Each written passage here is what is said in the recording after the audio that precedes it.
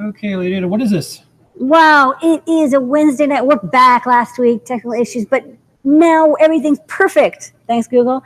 And we're doing our weekly show and tell. It's our time of the week. It's 7:30 p.m. Eastern time every Wednesday night where me, Lady Ada, Mr. Lady Ada, hang out while people from around the world come by and show off their projects. What are they making? Hacking, cosplaying, sewing, soldering, 3D printing. We want to know. So come on by. We're here till 7:50. Call on people and then unmute your mic, show off your project in 2-3 minutes so you can get to everybody. And you may even get a sticker. Everyone loves stickers. Right. Let's start with some Adafruit folks to kick it off. Noe+Pedro, what are you up to? Hey, what's up, folks? Yeah, so this morning we did a 3D Hangout, and I didn't get a chance to share a new project that we're working on. This is a collaboration project with Dave Stells, and it's going to be a Raspberry Pi-based project. It's going to be a 3D scanner.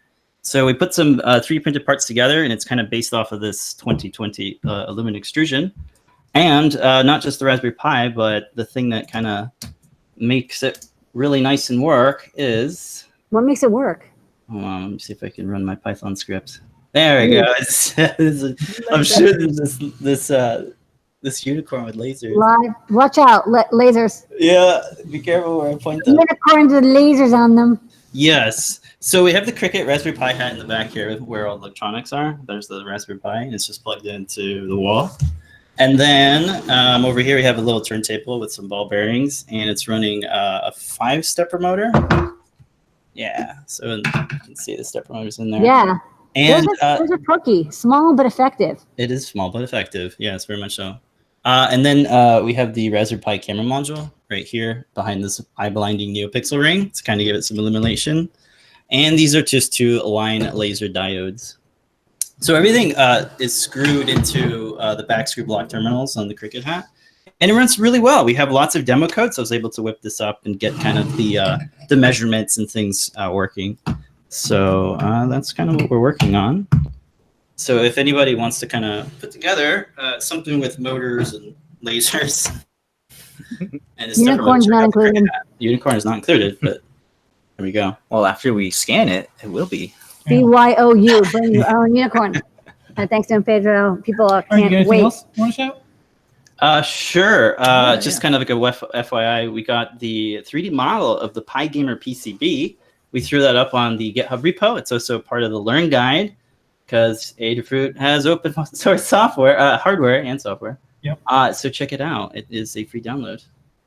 Yep. And we also have a 3D printed case that we're working on as well. I guess we could put it here. Spinning on the So yeah, this is our little snap make it back that we're putting together. Yeah, and I'm playing with what is this one? The Meta Tetris. Yeah. So it's a nice game. It's a very fun game. Yeah, fun bleeps. Beep, beep. Yeah, and Pedro, did you want to share yours real quick? Yeah. So the Playdate came out, and of course, we had to make our own little crank. So. Yeah, we did one of these. Crank. That you did a much better job than mine was very taped together, but that looks. Oh yeah, that was good enough for $1 million Kickstarter. So now I'm a little threatened by. And instead of doing the hinge, I have it just going in. I think I'll make it a little. No, smart. Yeah, we posted up the code so you can put an animated GIF, so you can turn it forward and the GIF will go forward, and you can turn it back and it'll go back.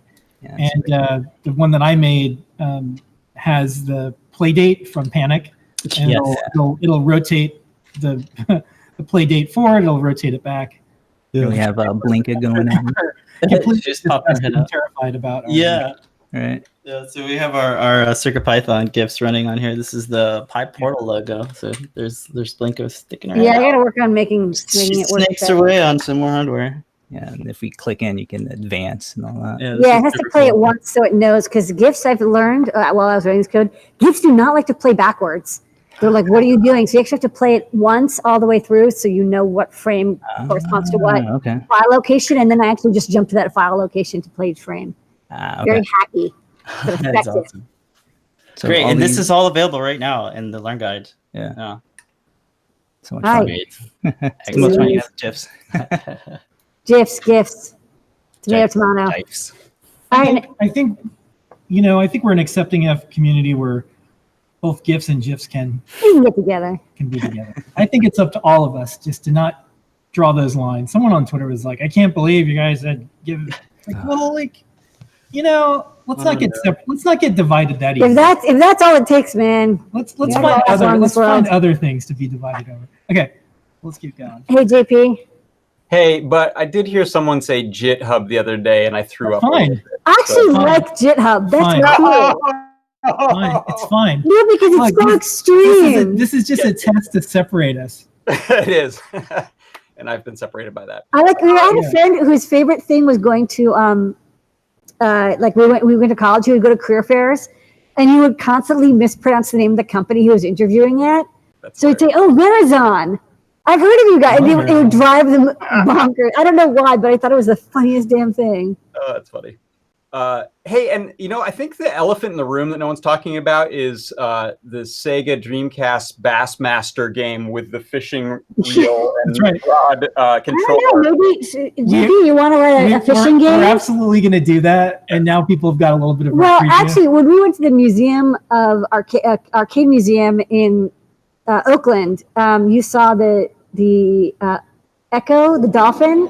Echo the Dolphin is one of the best video games. One of the best video games, and it's like the opposite of the Sega fishing game. This is like like the ocean, like be the fish. Let's keep it the way it is, not constantly take things out of it and eat them. Yeah, we could write a game where you're the fish and you reel the fisherman in from below and drown. Now we're talking. Sorry. Got all sorts of ideas. So speaking of all sorts of ideas and old games, actually Phil came up with this idea of the name Remake Code. So I'm going to remake some classics, including Arkanoid, which is no chance I'm going to be able to play this backwards upside down. You cannot play backwards. It's hard to play forward. It's hard anyway, so I'm going to flip to another camera here if you give me 1 second. Not that one. That one. All right, there I am.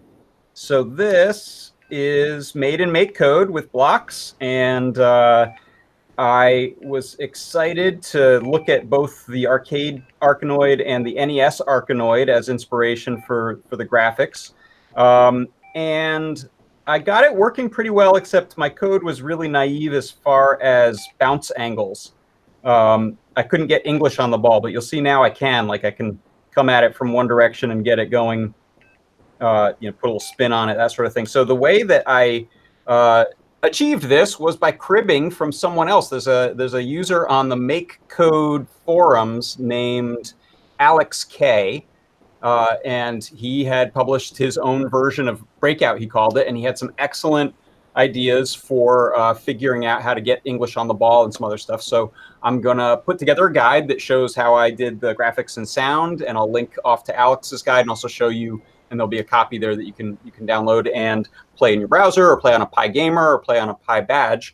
But it's kind of fun to recreate a game like that in just simple block code rather than, I imagine, assembly language, as the original was probably done, and no chance I would ever do that myself. So I think it's a good story. It's like you get a game going, but then people do get stuck. They're like, how do I have a certain, I want a certain ability or expectation from writing their code. And I think the guide that you write about this, I think the guide isn't just like how to write a game, but how to learn how to look and solve problems when you're writing games. How to think about writing a game is how just to as think important about as it, writing a game.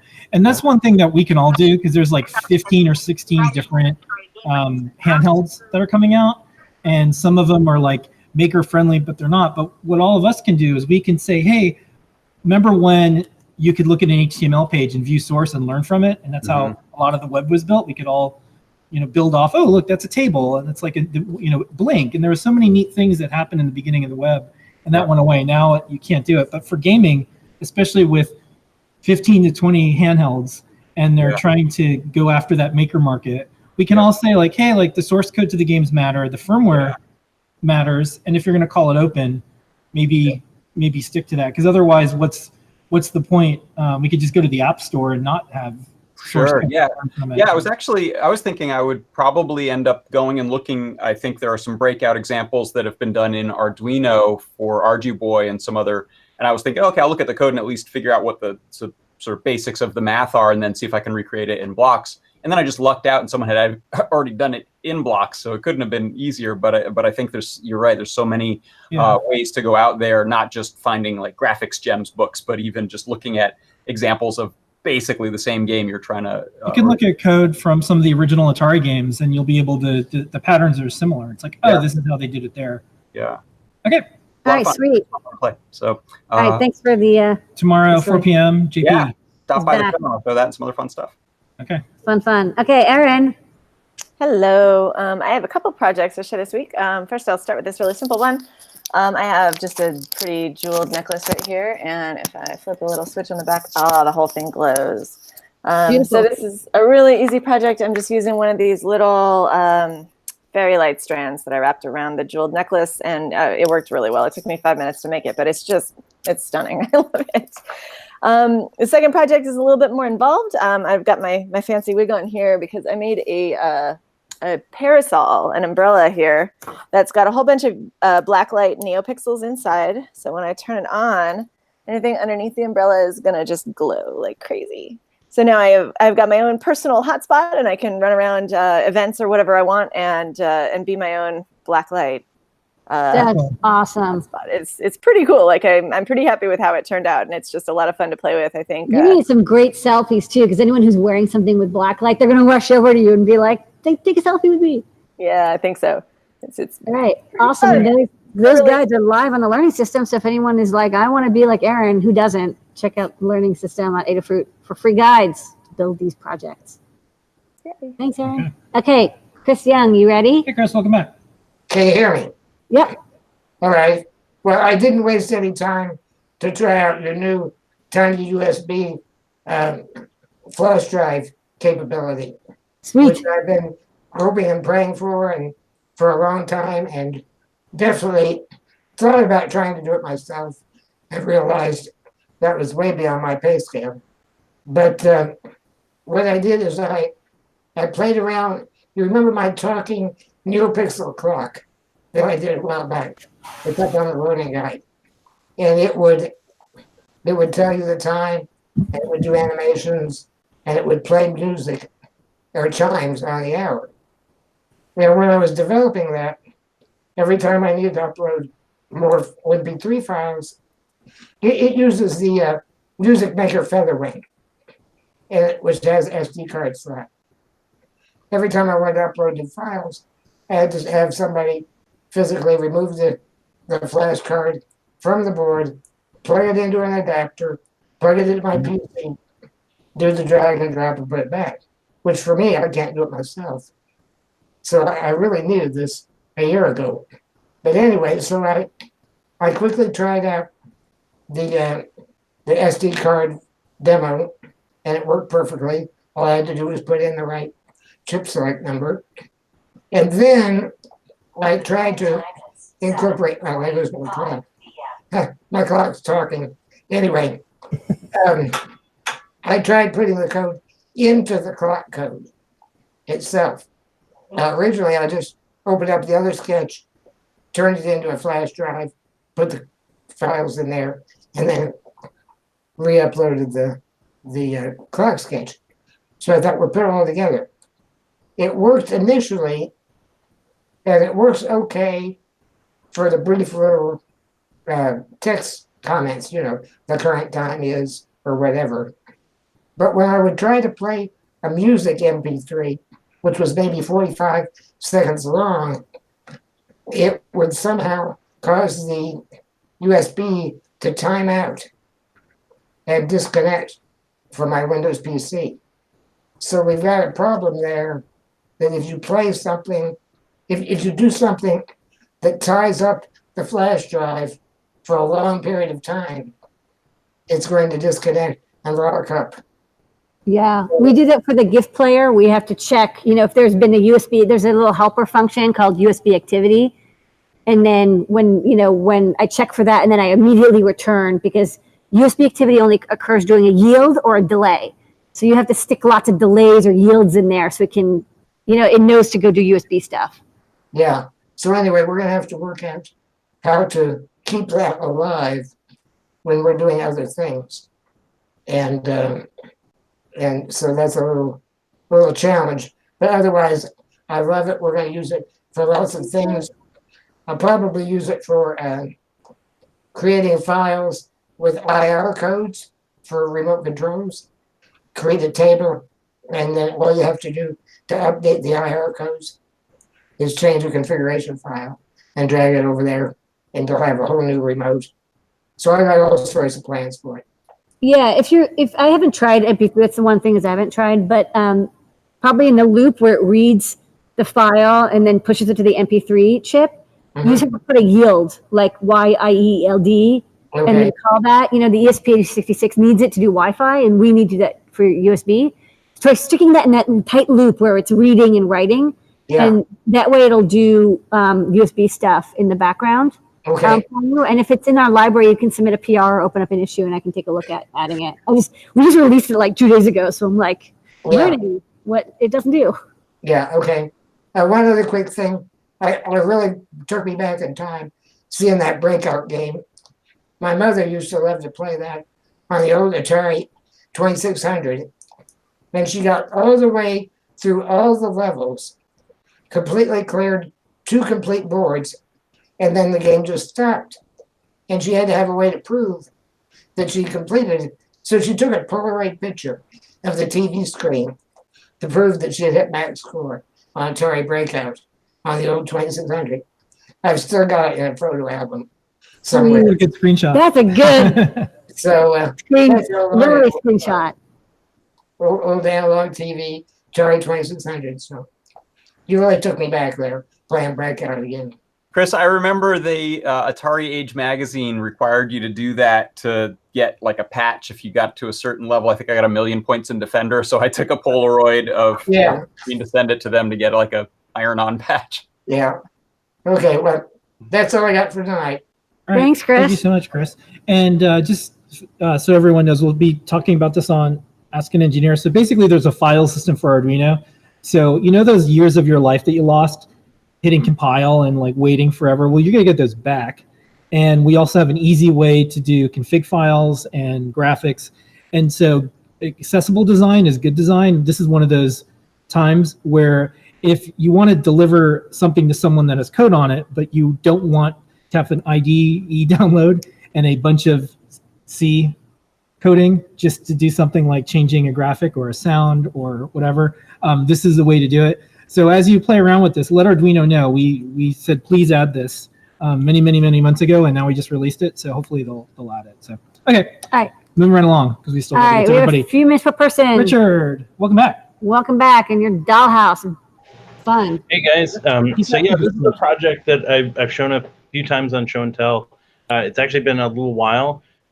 So this originally was for doing some workshops here at the Living Computers Museum to kind of teach some Internet of Things and smart home concepts, not really focusing on the code of like smart home itself, but focusing on doing like a smart home that uses logic to determine what it does, and trying to get people away from this way of seeing smart homes as like an app on your phone that you're just doing essentially a remote controlled home. So getting people to actually make smart homes, it's a really good way that I've found of teaching kids about logic. It's gone through a couple of different iterations. This was actually one of the original shields that I did with OSH Park that takes the microbit in and breaks it out so I can add things like a relay and some NeoPixels and a bunch of other hardware.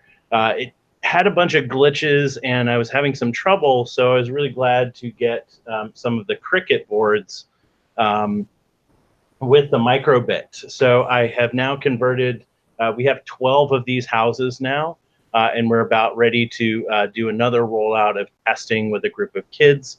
We've got a huge amount of curriculum written. The goal of this project is to run it as a field trip because we get a lot of kids here at the museum, and then also provide stuff for the teacher to talk about in class before they get to the museum here. And then they get to play around with the houses, and we have these descriptions of families that live in the houses, and they have to figure out how they're going to solve the problems. by automating the home. And then also we take that conversation, the teacher can take that back into the classroom and continue talking about how they solved different problems. So some of the examples of things is like with this one, we have, for example, a deaf kid who's in the bedroom and needs to know when the door is open. So when the door is open, it's going to start blinking a light for him.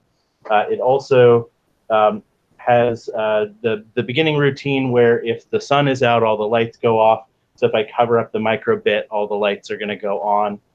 This one also, what I love about having the micro bit with its shake detection is this one has an earthquake monitor. So if I shake the house, it's going to do like an earthquake alert. That's awesome. This is actually the new form factor of the house. We're having trouble stacking these because we have so many in storage. So this is a new design that I did. This one was basically just downloaded off of Etsy and then laser cut. This one I kind of made more square. It has an open panel in the back, so all the wires fit flush. And when you take out the micro bit, these can just be stacked right on top of each other. So yeah, that's pretty much what I got so far. Amazing. All right, we'd love if you ever want to write some guides about these. These look so cool. Also, we've been talking with some people about seeing how to make this into something that other people can build really easily. Of course, not everyone has the industrial laser cutter that we have here. Yeah. Okay, sweet. Well, if you want any show and tell stickers, you know how to get a hold of us, and it's basically the size of a giant television that would go in there. Yeah. All right. Thank you. All right. We're going to go to JMK, then Jeff, then codingpro, and then we're going to wrap up with Bill. Go fast. All right. Hey, JMK. Can you hear me? Yes. Yep. Great. Okay, so I was asked by a friend of mine, I guess you could say, to build a car head unit for his car to that ran Android Auto, or in the future maybe some other thing if he gets an iPhone. But just a car head unit because his car didn't have one or whatever. So anyway, I looked it up and I found about this thing called Open Auto for Raspberry Pis, which is Android Auto, but for the Pi. And I was building it and it was working, but like after like 10 seconds after plugging in the phone, it would just say USB timeout exceeded. And it's some weird thing about like USB. So I looked it up and I realized there's this thing called Crankshaft NG, which is a car operating system for the Pi. And this has had that bug patched in it, even though manually me trying to patch it didn't work. So this is what it looks like. So it's pretty simple. It's got Android Auto, day and night mode. These wallpapers I added myself. It used to be just like a blank background volume. Settings, there's a lot of those. Audio, but we'll probably use Android Auto for that. This is brightness, this is classic mode, and this is shut off. So in Android Auto, gotta let it load for a second. And there's a phone that I have connected here. Oh, cool. Yeah, you can hear it buzzing. Yep. So it pops up, and this is Android Auto. So you've got, in music, you've got, oops, I have VLC player open. You've got all the music applications. In Maps, you've got, it's in Waze right now, but there's Google Maps, and if you had another map app, it would work there. You can view your phone and messages, I guess, but I'm not going to do that because, well, whatever. And then then there's weather here, and there's Google Assistant here. Okay, Google. So yeah, there's Google Assistant, and you can always just exit and go back to the normal OS. So that's it for today. Awesome. All right, good work. You have a good friend. Yeah. You're making this car computer for them. Keep coming by over the summer as you do more projects. We'd love to see what you're up to. Thank you. Okay, bye, JMK. All right, All right, Jeff. Jeff. Hey. Hello. Am I sharing? Yeah. Okay. Old enough to remember what it was like to beg your parents to take a picture of a game that you just won to get the patch. So that betrays my age. This, but Yeah. you have to happen to have one. I'm also old enough to remember the old days of Epcot Center, and they heavily promoted this, the Kodak disc camera, in the early days of that park. Went back a couple of weeks ago and thought it would be fun to bring a modern digital one. And so we got to work putting one together. So we took this off of eBay, disassembled it. Despite do not disassemble right there. Yep. Kind of neat seeing that the traces were literal pieces of copper across the front of the camera. After we extracted the guts, put it back together with the Raspberry Pi camera module, got it all put together, fed it through. It was looking pretty sharp. Got a lithium battery in there. And then I went to hook up that camera connector and promptly broke it with my thumb because I wasn't using like a spudger to do it. So I had to very quickly throw it back together. I actually ordered that SpyCam kit off of Adafruit. Got it back together real quick and brought it with me. And we're taking some pictures down there in Epcot. Yay. Sweet. And if you were there when it first opened, you remember they had the Living Seas. I don't know if that's still there, but then they had a place that was a partnership with I think the U.S. Department of Agriculture, and you'd hang out with the food that you're about to eat and would sing and talk to you. Do you remember They that? don't have the singing food anymore, but they do have the boat ride through the greenhouse. So that's still there. Oh, okay, they still got that. All right. Outstanding. Well, Jeff, if you want to, of course, send an email to support@Adafruit. We'll send you out a sticker. But if you have a write-up or anything, email it to pt@Adafruit. I think there's a lot of people. I remember that. I grew up in Florida. I remember that exact camera because it was like futuristic and it was a disc. Yeah, they lent it out to you if you bought the film from them. I guess you have to leave a credit card or something. But in the early days, to get them in people's hands, they would give them to you for free while you were in the park to move more film. Kodak had all the angles covered. This is, yeah. Yep. Except digital. Yeah. Except the one thing. Except for that one thing. All right. So we're going to go to Coding Pro, and then we're going to wrap it with Bill. So if you all right, take a keep minute it or to two. a minute or so each. Thank you. Hello. Hey, Can Cody. you hear me? Yes. I'm on Ethernet now, so but Looks it's not great. very good. Wires. One second.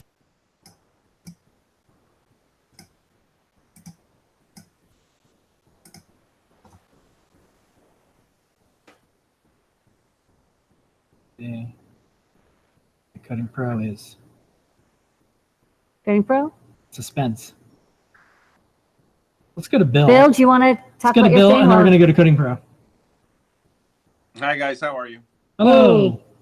So I'm never coming out of uniform again on your show because everything has gone wrong. So I'm on a phone in my studio. I'm on a phone because everything went wrong. So, but I have to send this out to Phoenix today. So I wanted to get it on the show and tell tonight. So I'm doing something that is not a T, which is kind of cool.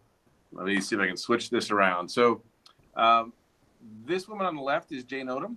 Yes, I'm doing it this way. She's actually is an AAC expert that I work with, and she's awesome. But she's also an artist, and so she makes creepy guys that you guys would love for Halloween for all the kids. And she ended up with a few dozen doll heads, and she's done like a million things with a doll head. She made cups, and she's made all kinds of crazy artistic stuff. And then she came up with I skipped one. There you go. Then she came up with this. She made the Kiss doll heads, and she wanted to rotate them, have them on a stage rotating. And she called me because, I'm not busy or anything, and I love Jane. So we actually had her go to Michael's across the country and pick out a box that would fit the heads on. And then I went nuts and made her one. I made her a spinner for these ridiculous doll heads. And I'm not an artist, as you might be able to tell, but I went ahead and made one that does exactly what she wants. So it will simply spin them. And I dramatically over-engineered this. So I'll kind of show you. I think Noe and Pedro have seen these on Twitter. But I actually 3D printed a whole bunch of spindles and things that held motors. Got a little motor controller off of somewhere, who knows where, and it works. I took this one off. This one works too, but it is all pressed inserts and bearings, and it totally works. It's radically over-engineered, but I love it. And so she is going to. I'm just going to ship her everything other than the heads. She'll pop them on there and have her artwork, and I will make sure that we get something and show it to you after the fact. Maybe I'll give her the sticker, right? Yeah. All right. I'm loving the foam. Very Okay. cool, Bill. Look, you did it. You got here on the show. Yeah, that's right. Nothing could stop you. That's right. All right. Coding Pro, you got a minute. Go, go, go. Okay, so I got the Adabox, and I got the PiPortal here, and I decided, so it was from a while back, but I made this Discord bot called ChannelBot, and now it's in backwards 1,909 Discord servers. Sweet. That's cool. And I had to move it to a paid host now because it's so big and it uses up a lot of CPU. But here, let me show you something. Congratulations. That's a lot. Thank you. That's awesome. Oops. Screen share. Application window. There. Okay. So here is my data page. Where does that go? Whoa. Okay. So here I have. Am I showing them? Yeah, I am. Yeah, we're looking at the channel bot page. Yeah. So the data one, right? Yes. Okay. So it shows all the statistics here. I used a GET request for this website to get this statistics like commands, memory, commands run, all this different data. And I have too many windows open right now. There. If I screen share to a different window. We're back to you now. Which is share. Okay. I have here my Patreon thing. Yep. Where I have my projects and stuff. So that's basically, yeah, that's what I've been working on recently and some other so if projects. people Yeah. want to support your bot, they can search on Patreon for ChannelBot. Yeah. Okay. And yeah. Support him. Thank you. And good work Okay. on that If PiPortal. It looks you great. Email us. We'll send Thank you a digital version of the as seen on the show and tell, so you can put that on the Patreon. Ooh. And you can put I'll on the PiPortal. Yeah. Yeah. You can email PTA data for it. I'll send you out the Yeah, I like how the PiPortal is so like customizable and stuff. That's It's really cool. It's made for you. Yeah. We thought of you. We didn't even pay you to say that. That's exactly the reason we made it that way. Yeah, Right. I can confirm. I'm not paid to say that out. Yeah, you're not.